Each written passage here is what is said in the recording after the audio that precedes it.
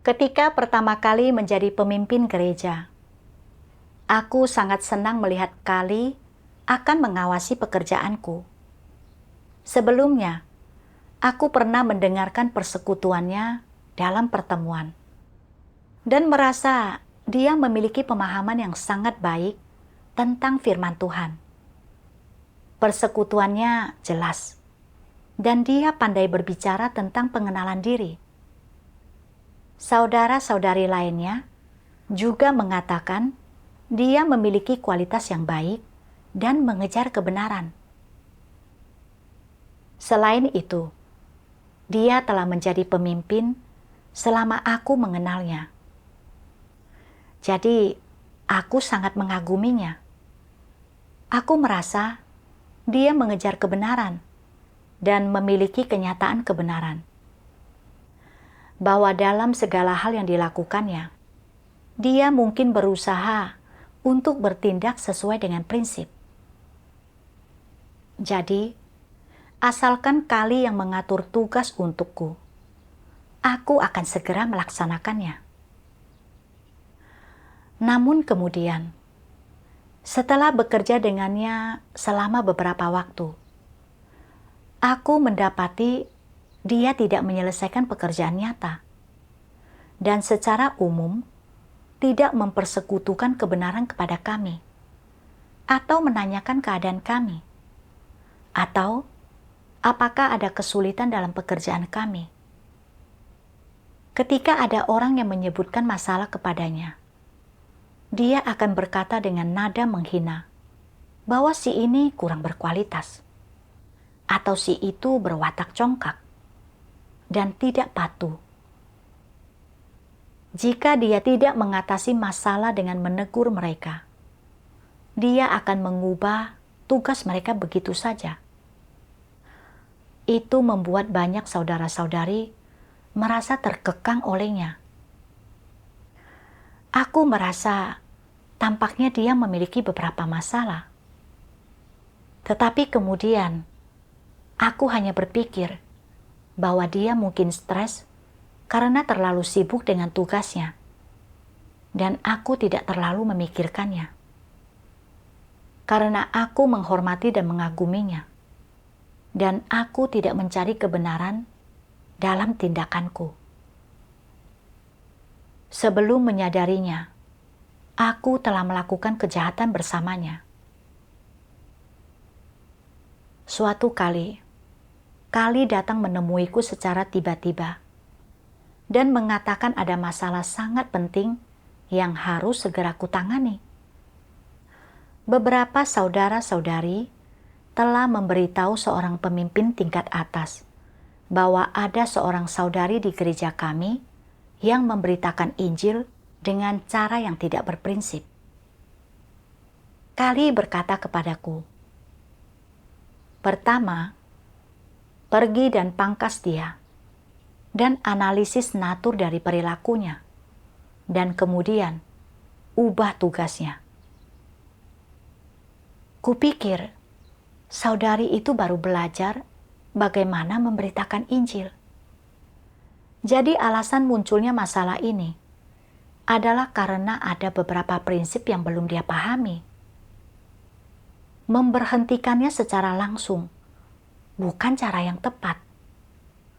Bukankah seharusnya kita bersekutu dengannya dan membantunya terlebih dahulu?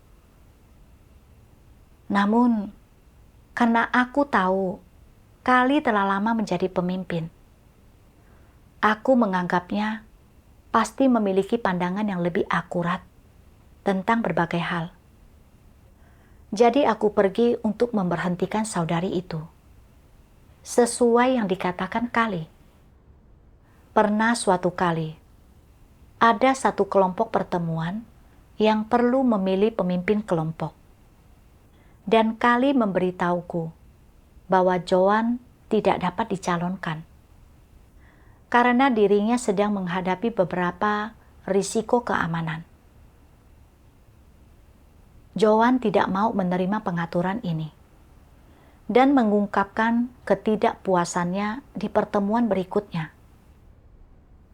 Setelah Kali mengetahuinya, bahkan tanpa mempersekutukan kebenaran kepada Joan, dia hanya mengatakan bahwa Joan tidak memiliki watak yang baik dan memintaku untuk segera mengumpulkan penilaian saudara-saudari tentang dirinya.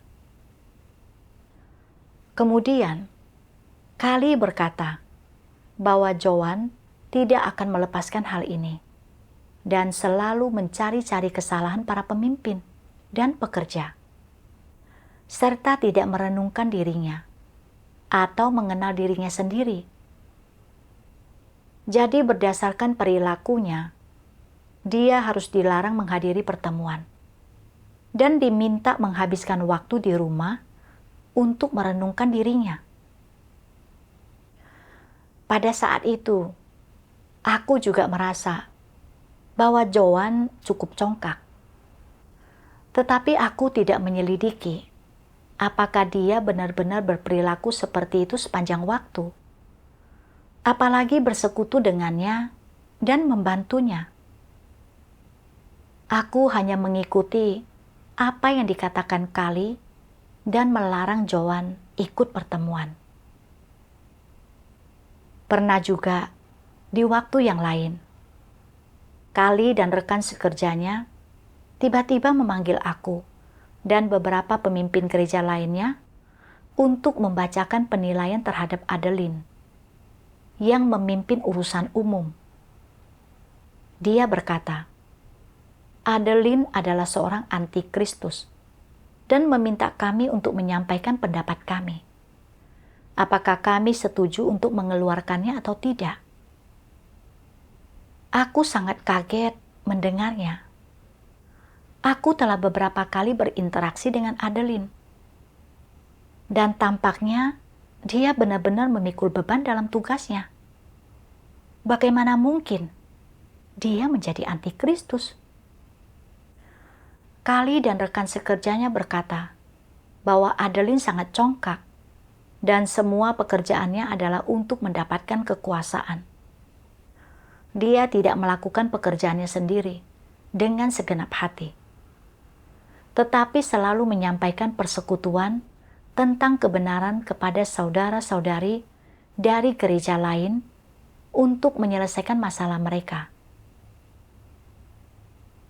Kali berkata, Adeline hanya berusaha memenangkan hati orang, dan dia melakukan ini untuk menyesatkan orang dan membangun tempat untuk dirinya sendiri di hati orang-orang, dan seterusnya. Mendengar penilaian bahwa Adeline sering menyampaikan persekutuan untuk mengatasi masalah, kupikir, bagiku itu tampak sangat wajar. Bagaimana mungkin itu membuatnya menjadi antikristus? Namun sekali lagi, kupikir aku hanya bertemu Adeline beberapa kali. Sedangkan Kali dan rekan sekerjanya sering berhubungan dengannya dalam tugas mereka. Pemahaman mereka pasti lebih baik daripada pemahamanku. Dan karena Kali memahami kebenaran dan pandangannya tentang berbagai hal lebih akurat. Belum lagi, dia telah mendiskusikan dan menentukan ini bersama beberapa rekan sekerja. Semua itu pasti benar. Jadi, tanpa melakukan pencarian apapun, aku menyatakan dukunganku untuk mengeluarkan Adeline. Kemudian, suatu hari, aku tiba-tiba mendengar bahwa Kali dan beberapa rekan sekerja lainnya telah diberhentikan. Ini cukup mengejutkan bagiku, dan aku tidak mengerti mengapa itu terjadi.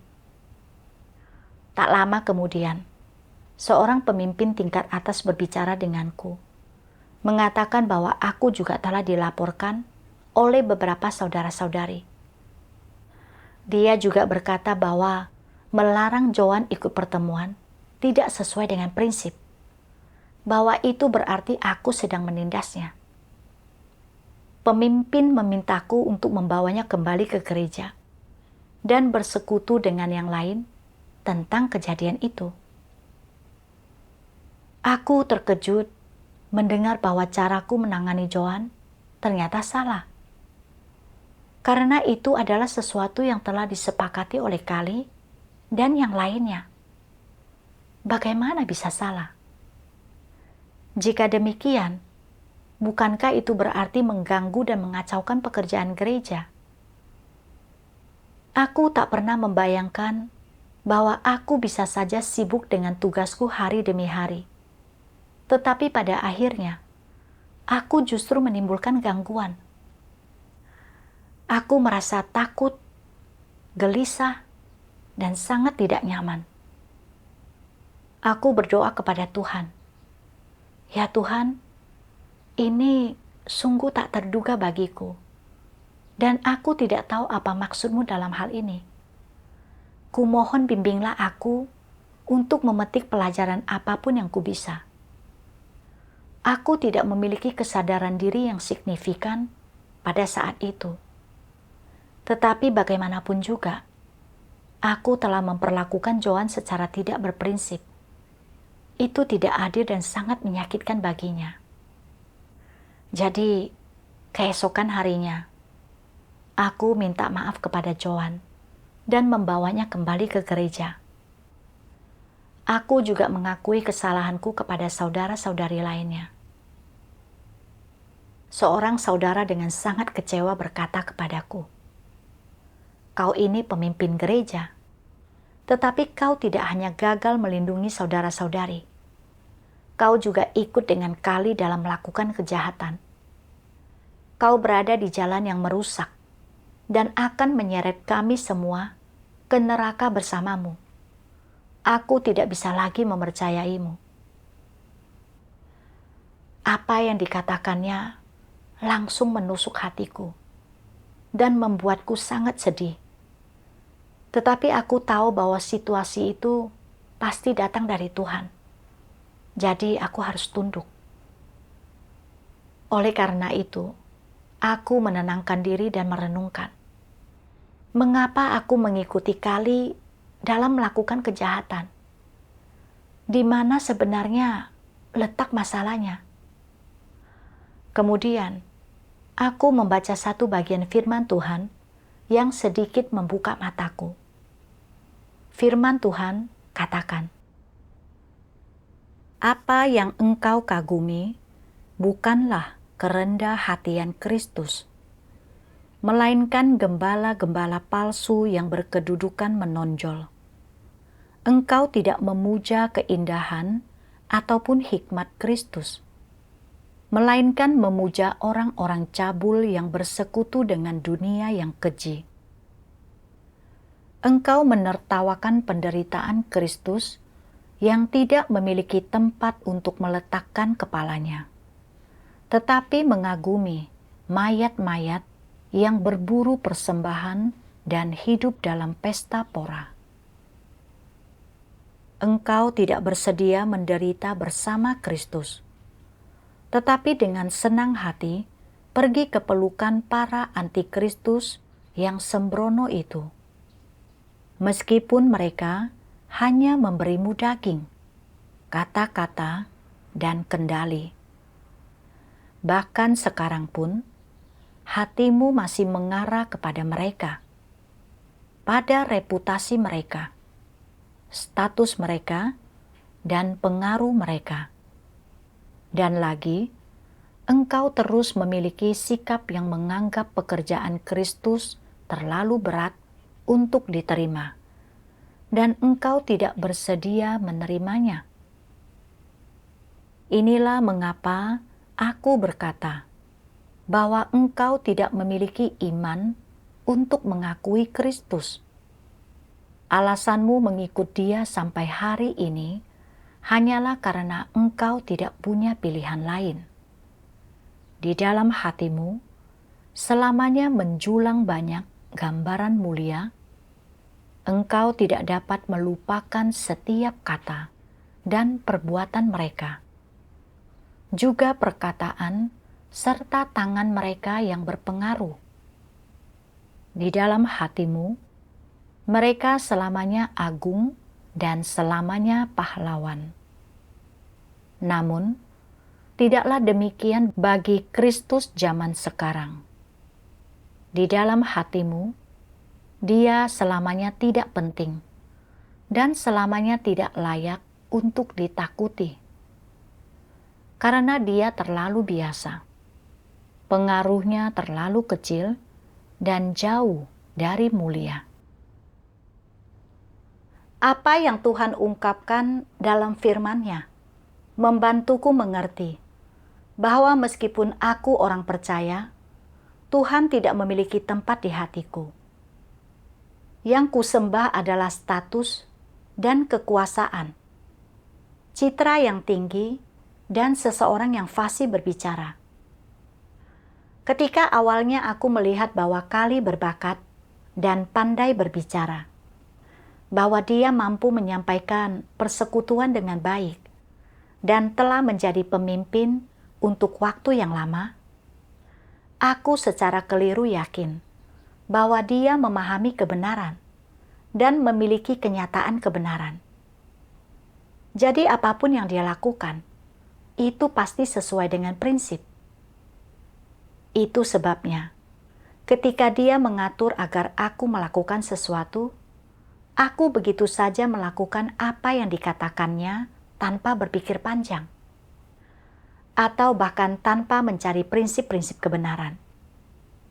Aku terutama tak pernah berpikir untuk mengenali dirinya yang sebenarnya. Di luarnya, aku membaca firman Tuhan setiap hari dan melaksanakan tugasku dari pagi hingga malam. Tetapi prinsip yang kuterapkan dalam tugasku dan standarku untuk mengevaluasi sesuatu tidaklah didasarkan pada firman Tuhan. Sebaliknya, aku mendengarkan Kali dalam segala hal dan melakukan apapun yang dia katakan. Sama seperti ketika aku menangani masalah saudari yang sedang memberitakan Injil. Aku merasa pada saat itu bahwa memberhentikannya secara langsung tidaklah tepat. Tetapi karena itu adalah pengaturan Kali, aku membantah diriku dan mematuhinya secara membabi buta. Aku juga tidak mencari prinsip-prinsip kebenaran dalam masalah Joan, tetapi hanya melakukan apa yang Kali inginkan, melarangnya ikut pertemuan. Lalu ada pemungutan suara tentang apakah Adeline akan dikeluarkan. Mendengar Kali mengatakan bahwa Adeline adalah antikristus, meskipun itu tak masuk akal bagiku dan terdengar meragukan. Aku menganggap Kali memiliki kearifan dan wawasan yang lebih baik tentang orang dan berbagai hal dibandingkan diriku. Itu juga keputusan yang telah diambil olehnya bersama rekan sekerja lainnya melalui persekutuan. Jadi menurutku, mereka tidak mungkin salah. Aku melakukan kejahatan bersama Kali. Bahkan dalam masalah besar, seperti mengeluarkan seseorang. Aku setuju untuk mengeluarkan Adeline dari gereja. Hampir merusak kesempatannya untuk mendapatkan keselamatan. Aku tidak tahu, sampai beberapa waktu kemudian, bahwa Adeline memiliki rasa keadilan, dan dia telah mengungkap dan melaporkan perbuatan jahat Kali dan kelompoknya. Mereka bukan saja tak mau menerimanya, mereka juga bekerja di balik layar untuk membalas dendam kepadanya dan mengeluarkannya. Tanpa kusengaja, aku menghukum Adeline seperti yang mereka lakukan. Tetapi aku juga tidak mencari kebenaran. Aku mengambil sikap untuk secara langsung membantu Kali, dan yang lainnya membalas dan menyakiti Adeline. Aku telah ambil bagian dalam kejahatan mereka. Dalam imanku, tidak ada tempat di hatiku untuk Tuhan atau firman-Nya. Aku hanya memuja bakat, pengalaman, kekuasaan dan status. Aku mendengarkan siapapun yang memiliki status dan otoritas, menganggap mereka yang terpenting seperti seorang budak. Aku sama sekali bukan orang percaya sejati. Tuhan adalah Tuhan yang merasa jijik dengan kejahatan. Dan aku percaya kepada Tuhan, tetapi menyembah dan mengikuti manusia. Bahkan mampu mengikutinya dalam melakukan kejahatan dan melawan Tuhan. Pada saat itu, aku sadar bahwa masalahku ini sangat serius. Dan jika aku tidak bertobat, aku pasti akan ditolak dan disingkirkan oleh Tuhan. Aku kemudian mengetahui bahwa Kali dan orang-orang yang bekerja dengannya tidak melakukan pekerjaan nyata, gegabah dan otoriter, dan secara sewenang-wenang menindas dan menyerang orang lain. Mereka dengan seenaknya mengubah penilaian yang ditulis saudara-saudari, membumbuinya, mengarang bukti, dalam upaya untuk mengeluarkan Adeline, yang telah mengungkap dan melaporkan mereka. Mereka mengendalikan pemilihan melalui manipulasi rahasia, serta mempromosikan dan memberhentikan orang semaunya. Mereka telah melakukan banyak kejahatan. Sudah diputuskan bahwa mereka adalah anti-Kristus dan dikeluarkan secara permanen dari gereja. Pemimpin kemudian meminta pendapat saudara-saudari lainnya tentang bagaimana aku harus ditangani.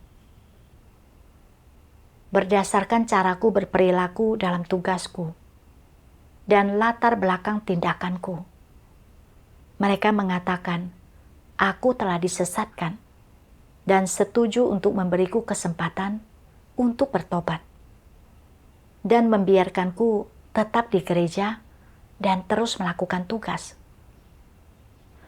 Aku sangat bersyukur. Aku telah bertindak tanpa mencari kebenaran, mengikuti antikristus dalam kejahatan mereka. Tetapi gereja tidak mengusirku. Aku masih diberi kesempatan untuk bertobat. Aku sungguh bersyukur kepada Tuhan atas belas kasihan-Nya. Kemudian, aku membaca beberapa firman Tuhan yang memberiku pemahaman tentang esensi Kali dan kelompoknya. Firman Tuhan katakan, apa tujuan utama antikristus ketika mereka menyerang dan mengucilkan seorang pembangkang?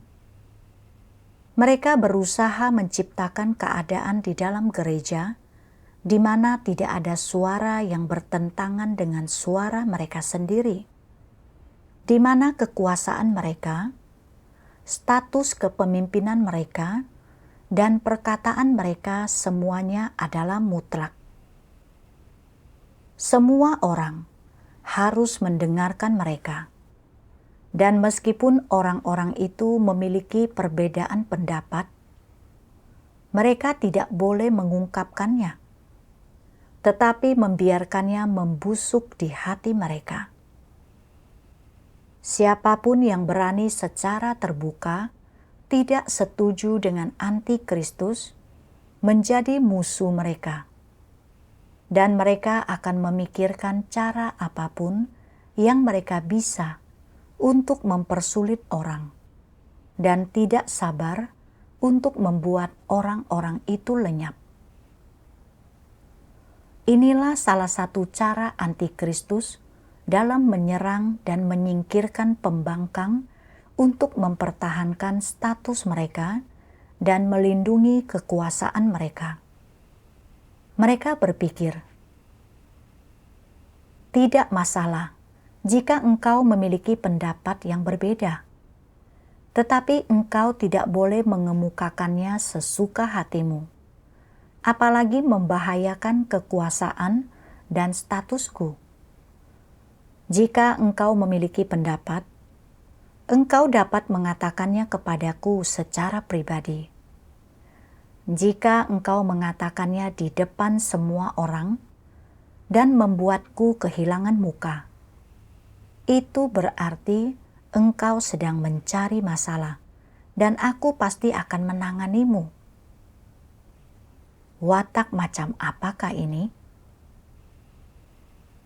Para antikristus tidak mengizinkan orang lain untuk berbicara dengan bebas.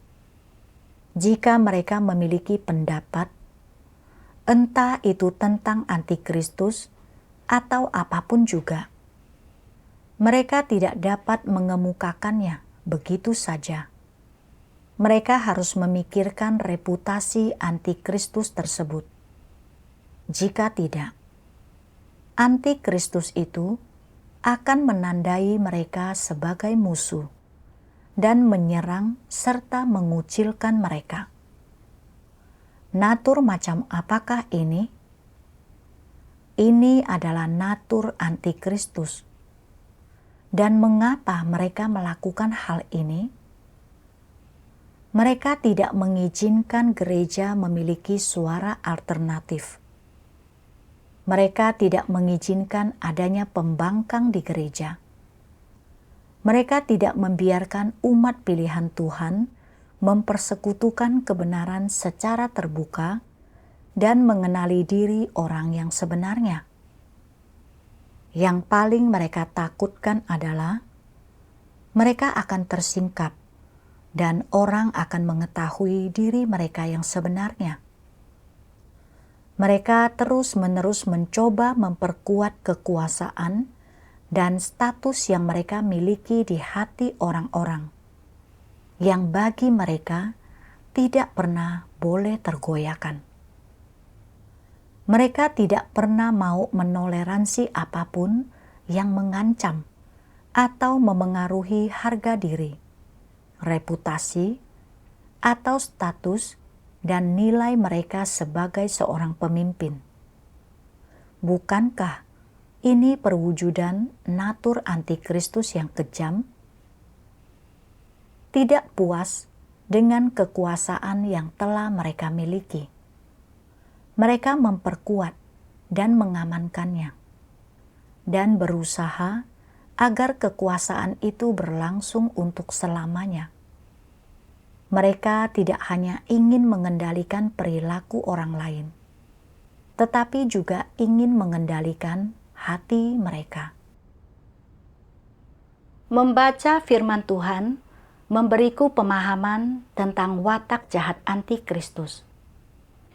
Karena ingin mengamankan kedudukan mereka sendiri, mereka menganggap orang-orang yang mengenali diri mereka yang sebenarnya, yang mampu memberi mereka saran dan mengungkap mereka sebagai musuh, dan tidak akan berhenti untuk menyerang dan menindas mereka.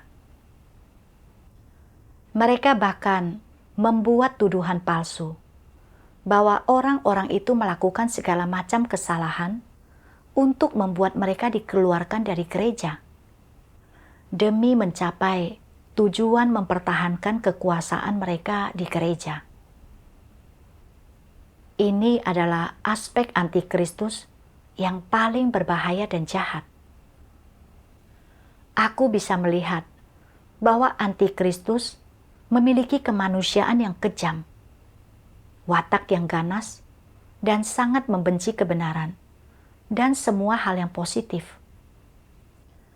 Kali dan yang lainnya telah berperilaku persis seperti yang Tuhan gambarkan. Ketika beberapa saudara-saudari mengenali diri mereka yang sebenarnya, lalu memberikan mereka saran atau melaporkan mereka, mereka bukan saja tak mau menerima bahwa hal ini adalah dari Tuhan dan merenungkan diri mereka sendiri. Sebaliknya, mereka dengan seenaknya menekan dan mengusir mereka. Adeline memperhatikan bahwa mereka melanggar prinsip dalam tindakan mereka. Jadi dia melaporkan dan mengungkap mereka. Dan setelah itulah, mereka mulai menindasnya dan menyiapkan materi agar dia dikeluarkan dari gereja. Namun, bukti mereka tidak cukup dan tidak disetujui oleh gereja. Mereka tak mau menyerah. Sebaliknya, dalam upaya menyingkirkan Adeline, mereka bahkan mengubah penilaian orang lain tentang dia, membumbuinya, dan memutarbalikkan fakta. Mengeklaim bahwa persekutuan dan pertolongan Adeline kepada orang lain adalah tindakan antikristus yang menyesatkan orang. Mereka melabelinya dan dengan sewenang-wenang mengecamnya. Mereka tidak akan beristirahat sampai bisa mengeluarkan Adeline dari gereja. Para antikristus ini seperti si naga merah yang sangat besar, menindas dan menyerang siapa saja yang tidak setuju dengan mereka, menjebak dan menyakiti mereka hanya untuk memperkuat kedudukan mereka sendiri. Mereka tidak mengizinkan adanya suara lain di gereja yang mereka kuasai, dan akan menghukum siapapun yang memberi mereka saran. Dan karena Carson, seorang anggota gereja lain, sering menyarankan berbagai hal kepada mereka dan membicarakan masalah mereka, mereka bekerja melawan dia di balik layar, membuatnya harus mengasingkan diri dan merenungkan dirinya sendiri, serta tidak mengizinkannya melakukan tugas. Dengan penuh kemarahan, mereka bahkan berkata bahwa meskipun dia diisolasi di rumah, mereka tetap tidak akan melepaskannya dan bersikeras ingin menyingkirkannya dari gereja, dan tidak akan berhenti sampai mereka bisa melakukannya. Ada pemimpin gereja lain yang menderita karena hukuman dan penindasan mereka, karena berbeda pendapat tentang menyingkirkan Carson. Mereka memberhentikannya dari tugasnya. Aku melihat betapa kejamnya Kali dan kelompok antikristusnya. Betapa mereka mampu melakukan segala macam hal yang tidak manusiawi untuk menyakiti saudara-saudari, agar mereka dapat mempertahankan kedudukan mereka. Mereka bahkan bukan manusia. Aku bertanya pada diriku sendiri, bagaimana aku bisa menyanjung dan mengikuti antikristus yang begitu jahat dalam melakukan kejahatan dengannya? Mengapa aku sebagai orang percaya masih memuja dan mengikuti manusia? Mengapa aku mengidolakan seorang antikristus yang melakukan begitu banyak kejahatan? Kemudian melalui doa dan pencarian, aku memperoleh pemahaman tentang sumber kegagalanku. Aku membaca bagian ini dalam firman Tuhan. Beberapa orang mampu menanggung kesukaran, bisa membayar harga, secara lahiriah berperilaku sangat sopan, sangat dihormati dan dikagumi oleh orang lain. Apakah menurutmu perilaku lahiriah seperti ini bisa dianggap melakukan kebenaran? Bisakah orang memastikan bahwa orang-orang semacam itu memuaskan kehendak Tuhan? Mengapa berulang kali orang melihat individu semacam ini dan berpikir bahwa mereka memuaskan hati Tuhan, berjalan di jalan menerapkan kebenaran, dan mengikuti jalan Tuhan? Mengapa beberapa orang berpikir seperti ini? Hanya ada satu penjelasan untuk itu. Penjelasan seperti apakah itu? Itu karena bagi banyak orang, pertanyaan tertentu, misalnya, apa arti melakukan kebenaran? Apa arti memuaskan Tuhan? Dan apa arti benar-benar memiliki kenyataan kebenaran. Tidak begitu jelas. Dengan demikian, ada beberapa orang yang sering disesatkan oleh mereka yang secara lahiriah tampak rohani, mulia, luhur, dan hebat. Adapun orang yang mampu dengan fasih membicarakan kata-kata dan doktrin, dan yang ujaran serta tindakannya sepertinya layak dikagumi. Orang-orang yang terpedaya oleh mereka tidak pernah melihat esensi dari tindakan mereka, prinsip yang melatar belakangi perbuatan mereka, atau apa tujuan mereka. Terlebih lagi, mereka tidak pernah melihat apakah orang-orang ini sungguh tunduk kepada Tuhan. Dan mereka juga tidak pernah memastikan apakah orang-orang ini sungguh-sungguh takut akan Tuhan dan menjauhi kejahatan. Mereka tidak pernah mengenali esensi kemanusiaan orang-orang ini. Sebaliknya, mulai dari langkah pertama berkenalan dengan orang-orang tersebut, mereka sedikit demi sedikit mulai mengagumi dan menghormati orang-orang ini. Dan pada akhirnya, orang-orang ini menjadi idola mereka.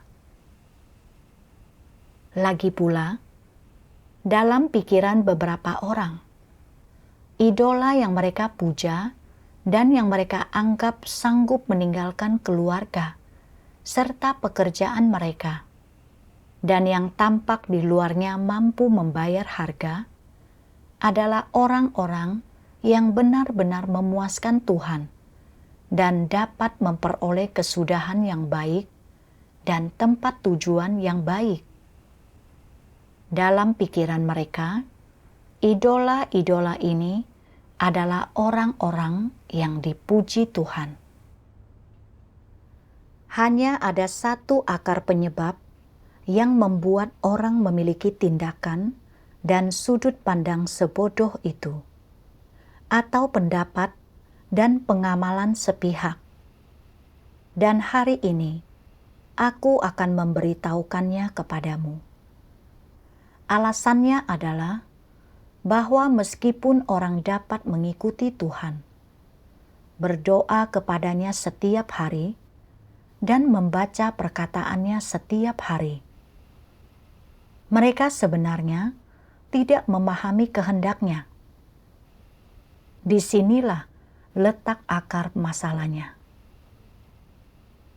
Jika seseorang memahami hati Tuhan dan mengetahui apa yang disukainya, apa yang dibencinya, apa yang diinginkannya, apa yang ditolaknya, orang macam apa yang disukainya, orang macam apa yang tidak disukainya, standar seperti apa yang digunakannya saat menyampaikan tuntutan kepada manusia, dan pendekatan seperti apa yang dia ambil untuk menyempurnakan mereka.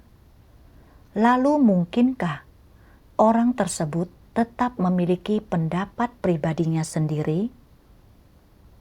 Bisakah orang seperti ini pergi begitu saja dan memuja orang lain? Mungkinkah manusia biasa menjadi idola mereka? Orang-orang yang memahami kehendak Tuhan memiliki sudut pandang yang sedikit lebih rasional dari itu. Mereka tidak akan secara sembarangan memuja orang yang rusak. Mereka juga tidak akan meyakini, sementara menempuh jalan menerapkan kebenaran, bahwa mematuhi beberapa aturan atau prinsip sederhana secara membabi buta adalah sama dengan menerapkan kebenaran.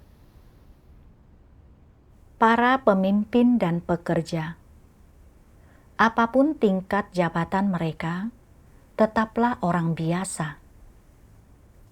jika engkau memandang mereka sebagai atasan langsungmu, jika engkau merasa bahwa mereka lebih tinggi darimu, bahwa mereka lebih hebat atau lebih cakap daripada dirimu, dan bahwa mereka seharusnya memimpinmu, bahwa mereka terlihat lebih unggul dalam segala sesuatu bila dibandingkan dengan orang lain, maka engkau keliru.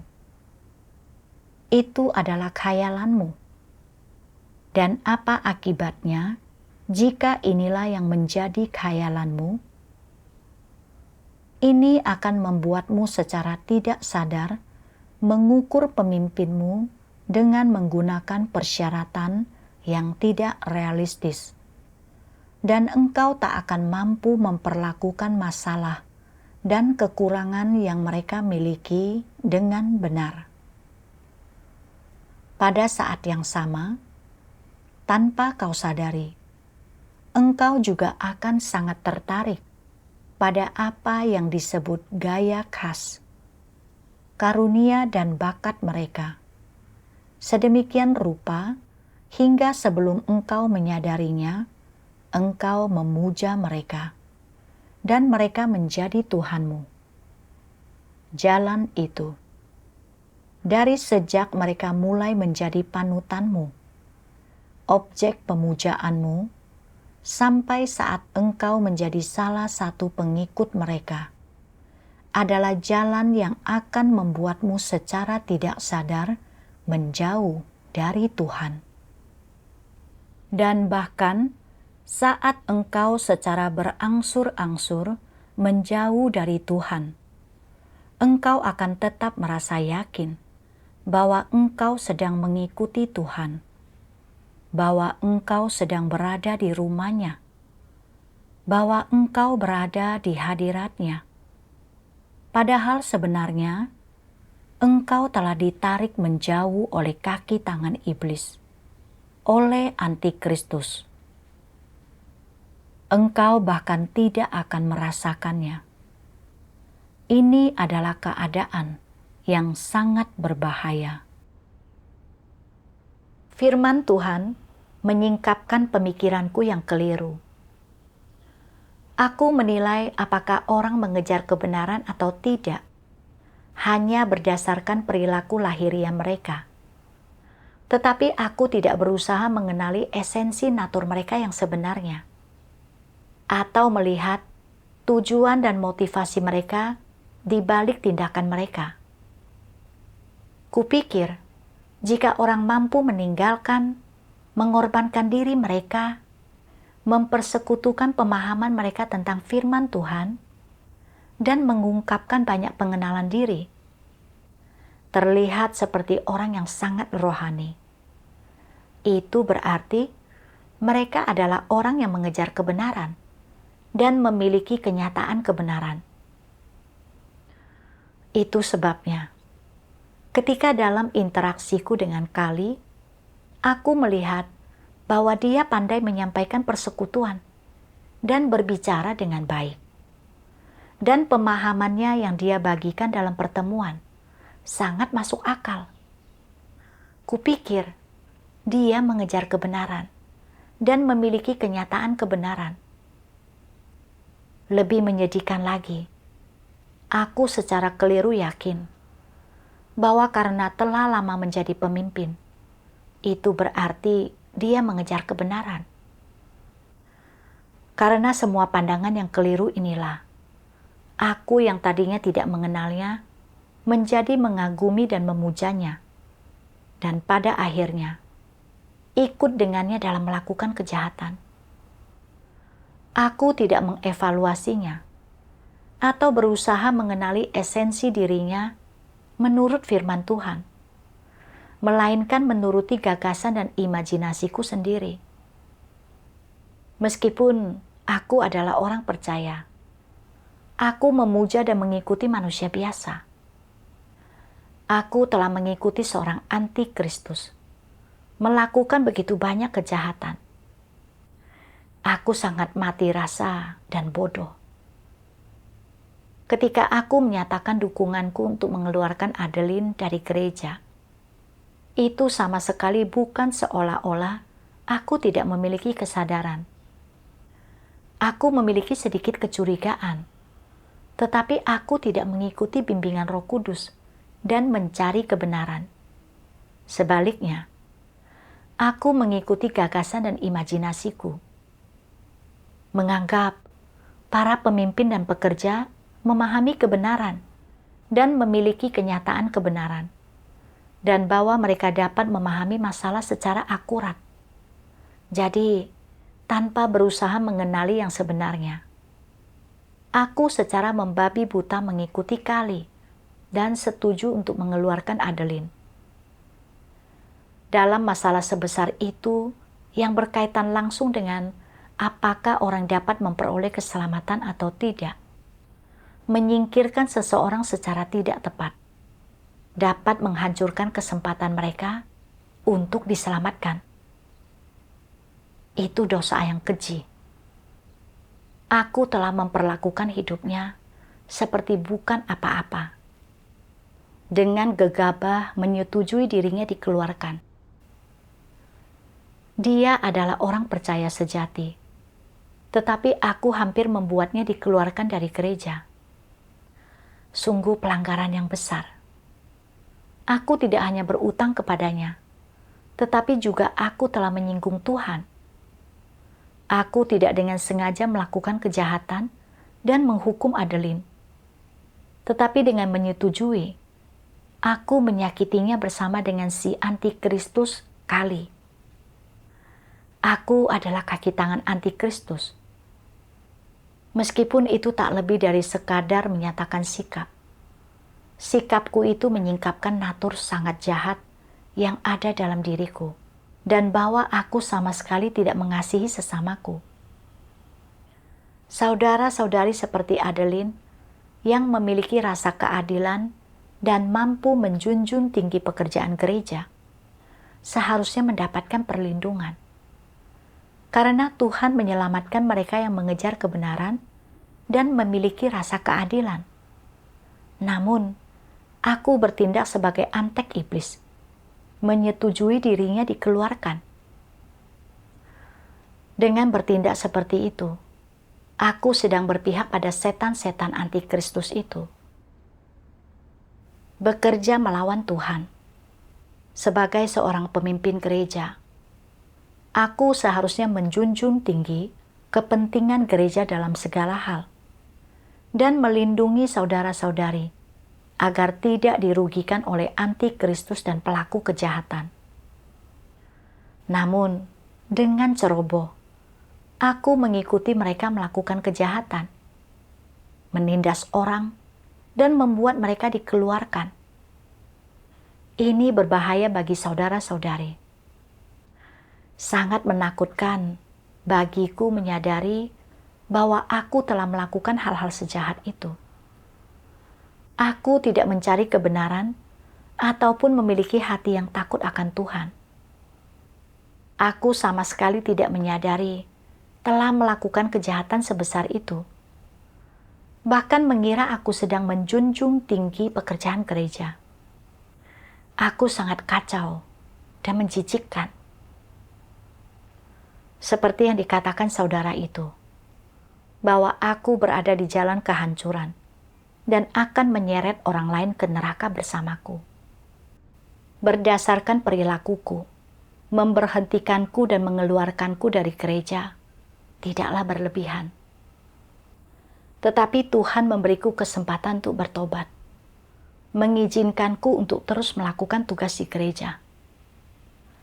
Aku benar-benar bersyukur atas belas kasihan dan keselamatan Tuhan bagiku. Pada saat yang sama, aku juga benar-benar mengerti bahwa berfokus pada karunia dan kemampuan lahiriah, memuja seorang pemimpin secara membabi buta, memuja kekuasaan, dan tidak mencari kebenaran dalam menghadapi masalah, benar-benar merupakan hal yang berbahaya. Aku bisa disesatkan dan dimanfaatkan oleh antikristus dan pelaku kejahatan kapan saja. dengan memuja dan mengikuti manusia. Pada dasarnya, aku sedang mengikuti iblis dan menjadi musuh Tuhan. Jika aku tetap tidak bertobat, aku akan ditolak dan disingkirkan oleh Tuhan. Makin aku memikirkannya, makin aku merasa bahwa kegagalanku ini bukanlah sekadar menyingkapkan sedikit kerusakan atau melakukan suatu kesalahan. Itu adalah kejahatan besar, dan aku hampir menghancurkan diriku sendiri.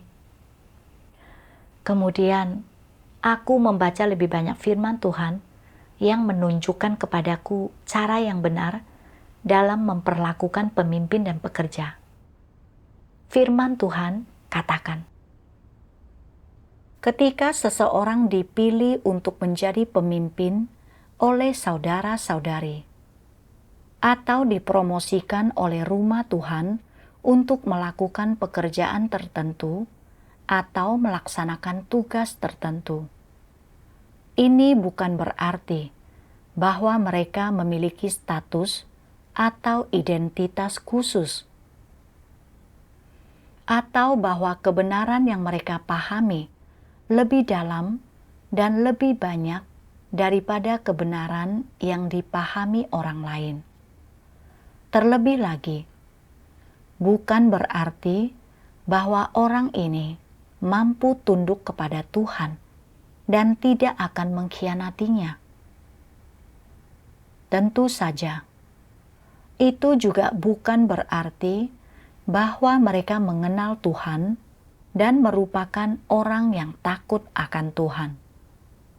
Sebenarnya, mereka belum mencapai semua ini. Promosi dan pembinaan hanya merupakan promosi dan pembinaan dalam arti yang paling sederhana, dan tidak berarti mereka telah ditentukan dan dibenarkan oleh Tuhan. Promosi dan pembinaan mereka hanya berarti mereka telah dipromosikan dan menunggu pembinaan. Dan hasil akhir dari pembinaan ini tergantung pada apakah orang ini mengejar kebenaran atau tidak, dan apakah mereka mampu memilih jalan mengejar kebenaran atau tidak. Jadi, ketika seseorang di gereja dipromosikan dan dibina untuk menjadi pemimpin, mereka hanya dipromosikan dan dibina dalam arti yang sederhana. Itu bukan berarti bahwa mereka telah menjadi pemimpin yang memenuhi syarat atau cakap. Bukan berarti bahwa mereka sudah mampu melakukan pekerjaan seorang pemimpin dan dapat melakukan pekerjaan nyata. Itu tidak benar. Kebanyakan orang tidak melihat dengan jelas tentang hal-hal ini, dan mereka memandang orang-orang yang dipromosikan ini dengan mengandalkan imajinasi mereka. Tetapi ini adalah kesalahan. Sekalipun orang sudah bertahun-tahun percaya kepada Tuhan, apakah mereka yang dipromosikan benar-benar memiliki kenyataan kebenaran? Belum tentu. Mampukah mereka melaksanakan pengaturan kerja rumah Tuhan? Belum tentu. Apakah mereka memiliki rasa tanggung jawab? Apakah mereka memiliki komitmen? Apakah mereka mampu tunduk kepada Tuhan? Ketika mereka menghadapi suatu masalah, apakah mereka mampu mencari kebenaran? Semua ini tidak diketahui. Apakah orang-orang ini memiliki hati yang takut akan Tuhan? Dan seberapa besarkah hati yang takut akan Tuhan yang mereka miliki? Apakah mereka cenderung mengikuti keinginan mereka sendiri ketika mereka melakukan segala sesuatu? Apakah mereka mampu mencari Tuhan? Selama mereka melakukan pekerjaan sebagai pemimpin, apakah mereka sering datang ke hadapan Tuhan untuk mencari kehendak Tuhan? Mampukah mereka membimbing orang untuk masuk ke dalam kenyataan kebenaran? Mereka tentu saja tidak mampu dengan segera melakukan hal-hal semacam itu. Mereka belum menerima pelatihan dan memiliki terlalu sedikit pengalaman, sehingga mereka tak mampu melakukan hal-hal ini. Inilah sebabnya, mengapa mempromosikan dan membina orang bukan berarti mereka telah memahami kebenaran. Juga tidak bisa dikatakan bahwa mereka sudah mampu melakukan tugas mereka dengan memuaskan. Apa maksudku mengatakan hal ini? Untuk memberitahukan kepada semua orang bahwa mereka harus memperlakukan berbagai jenis orang yang dipromosikan dan dibina di rumah Tuhan dengan cara yang benar, dan tidak boleh bersikap keras dalam tuntutan mereka terhadap orang-orang ini. Tentu saja, orang juga harus bersikap realistis dalam memberikan pendapat mereka tentang orang-orang tersebut. Adalah bodoh untuk terlalu menghargai atau menghormati mereka, dan tidaklah manusiawi atau realistis untuk terlalu keras dalam tuntutanmu terhadap mereka. Jadi, apa cara paling rasional untuk bertindak terhadap mereka? Anggaplah mereka sebagai orang biasa, dan ketika ada masalah yang perlu dicari solusinya, bersekutulah dengan mereka dan belajarlah dari kekuatan satu sama lain, serta saling melengkapi. Selain itu, merupakan tanggung jawab semua orang untuk mengawasi apakah para pemimpin dan pekerja sedang melakukan pekerjaan nyata atau tidak.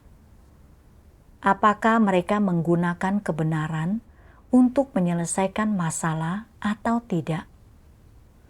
Ini adalah standar dan prinsip untuk menilai apakah seorang pemimpin atau pekerja sesuai standar yang diharapkan.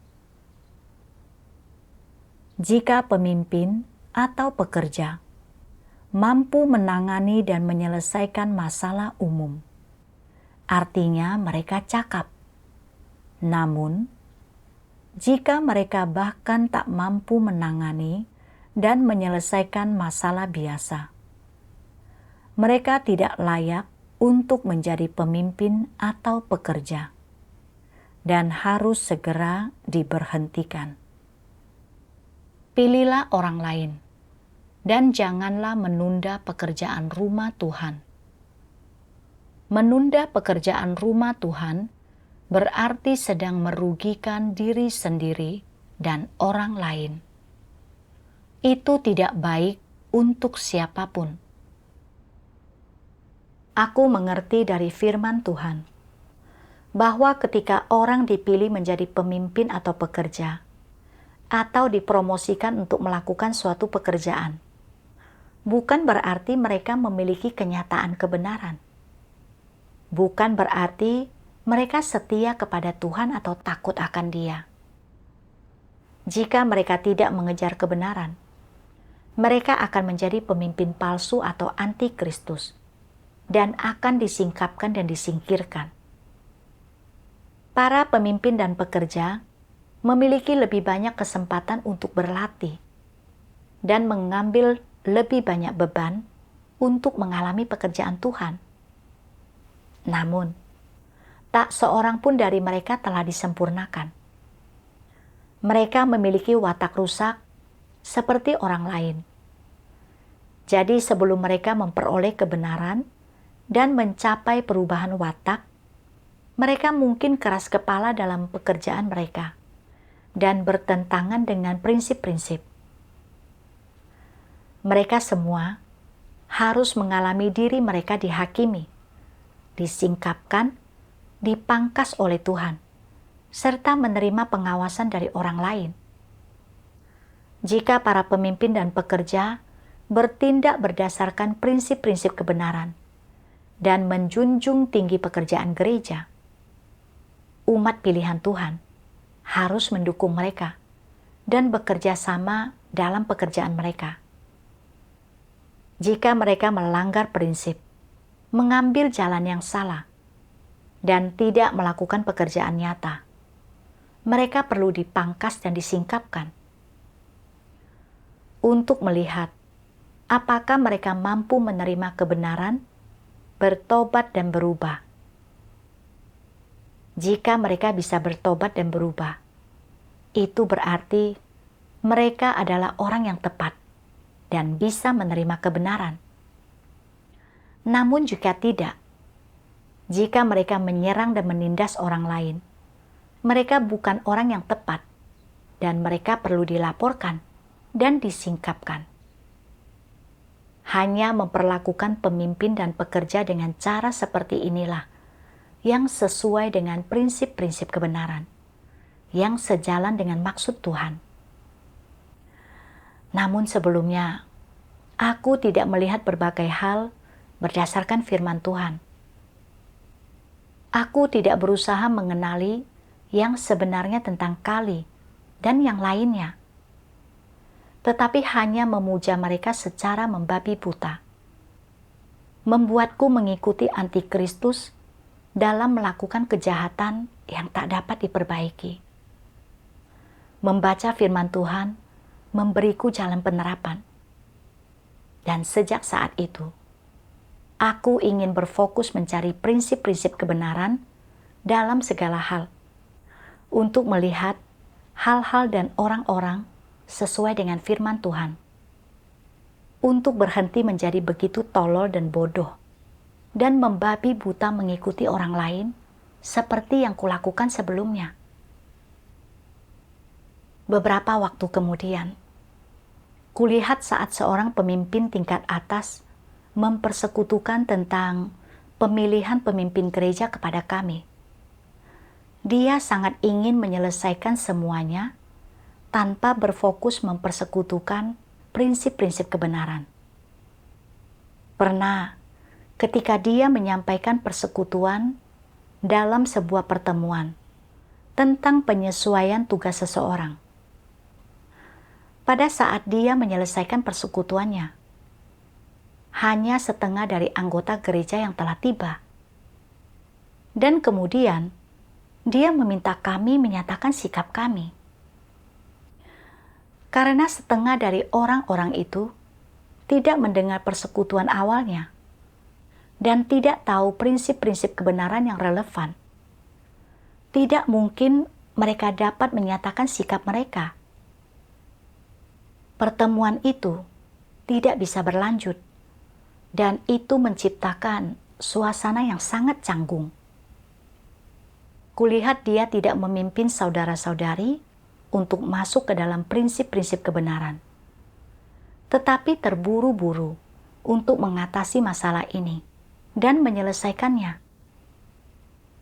Aku ingat pengalamanku disesatkan oleh antikristus dan konsekuensi yang ditimbulkan karena mengikutinya secara membabi buta. Aku tidak ingin seenaknya mengikuti seseorang sebelum mendapatkan kejelasan tentang prinsip-prinsipnya. Jadi, aku mencari beberapa saudari untuk membahas masalah ini bersama-sama.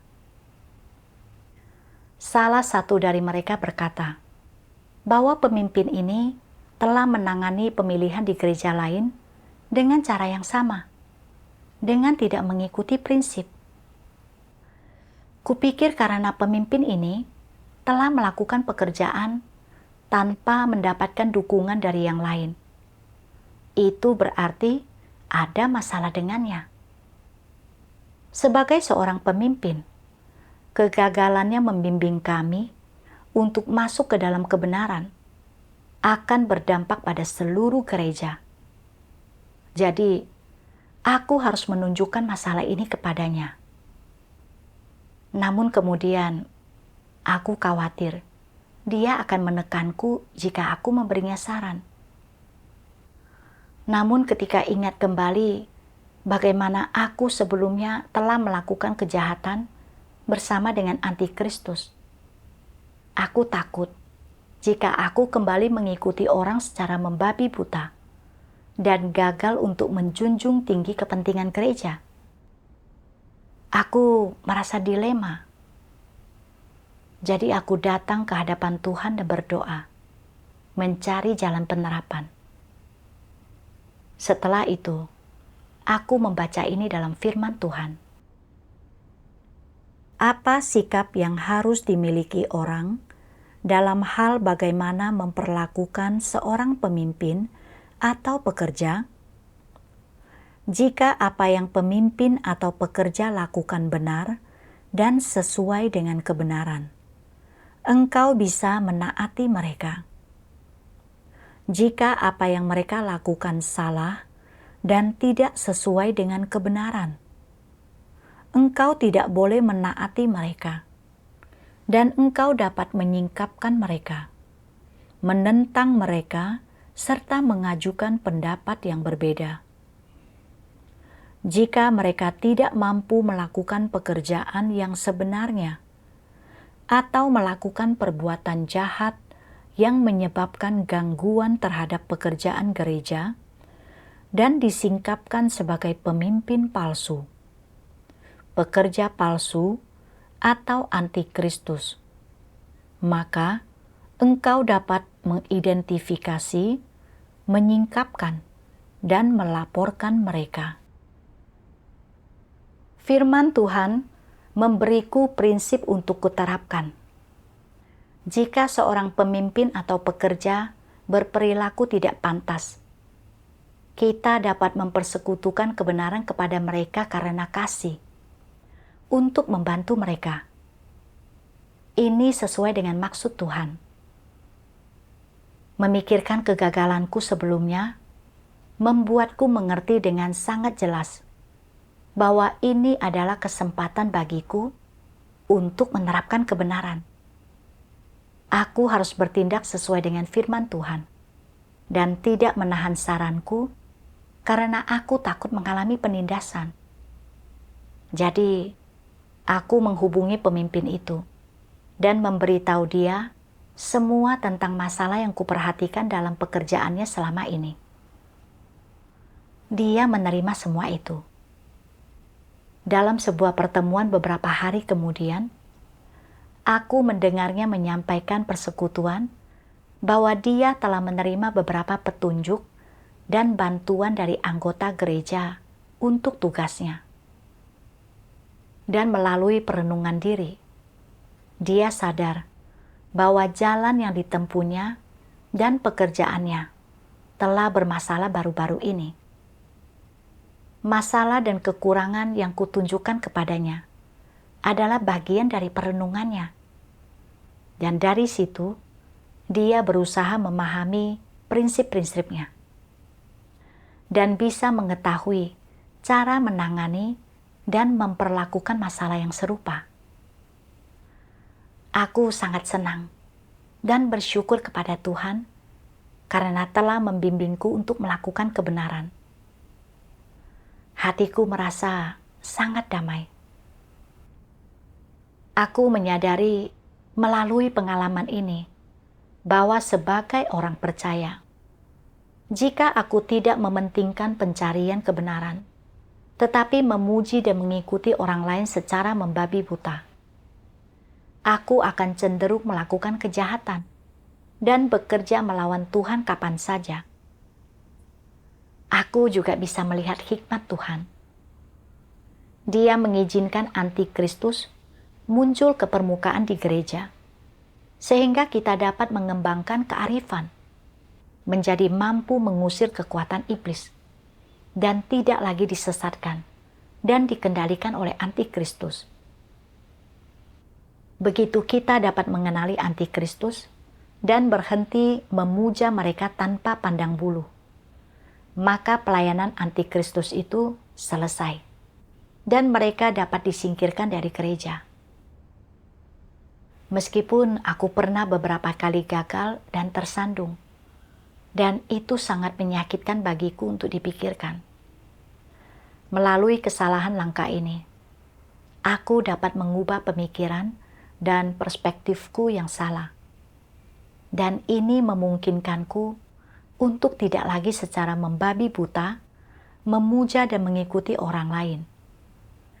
Aku menjadi mampu mencari prinsip-prinsip kebenaran ketika sesuatu muncul, dan berusaha untuk menjadi orang yang benar-benar mengikuti Tuhan. Mendapatkan semua ini sepenuhnya karena bimbingan Tuhan. Aku bersyukur kepada Tuhan.